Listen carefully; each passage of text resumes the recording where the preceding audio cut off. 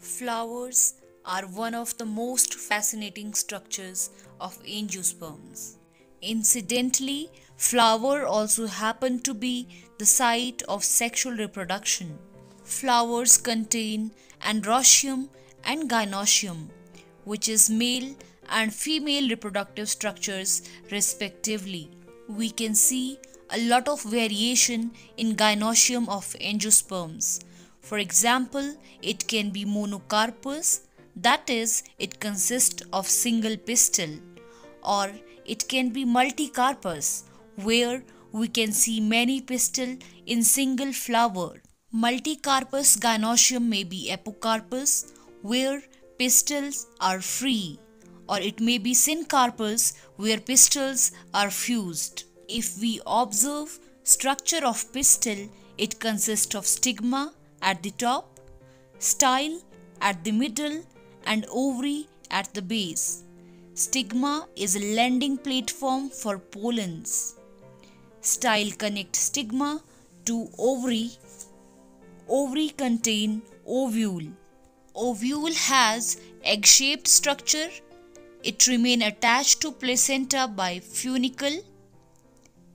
Ovule fuses with funicle at the region called hilum. Ovule is well protected with one or two coverings called integuments. These integuments later form seed coat. Integuments cover entire ovule except at the apex where they form a narrow opening called the micropyle.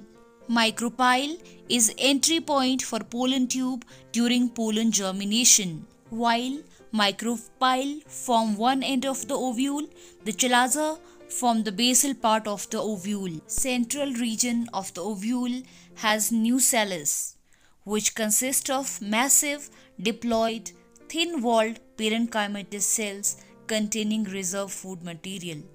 In nucellus of mature ovule lies embryo sac or female gametophyte, which develop from megaspore. This megaspore is formed when one of the nucellus cell towards micropylar end gets differentiated to form megaspore mother cell, which can be easily distinguished from other cells due to its large size, dense cytoplasm, and prominent nucleus.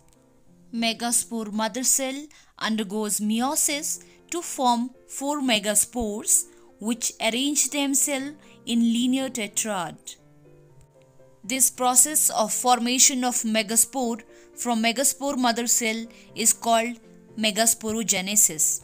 Out of these 4 megaspores, usually one near the chalazal end become functional, whereas other 3 at micropylar end degenerate. The functional megaspore enlarges continuously and undergoes mitotic divisions to form embryo sac. This type of formation of embryo sac from single megaspore is called monosporic development. While undergoing these mitotic divisions, the nucleus of functional megaspore first divide to form 2 nuclei. Mitotic division continue and form 4 nucleate and later 8 nucleate state of embryonic sac. The mature embryo sac thus have 8 nuclei which move to chalazal and micropylar end.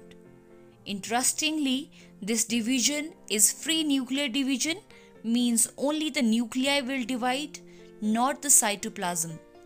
We see cell wall formation after the 8 nucleate state, due to which 6 of 8 nuclei organize at chalazal end and micropylar end. 2 nuclei migrate to the center of embryo sac.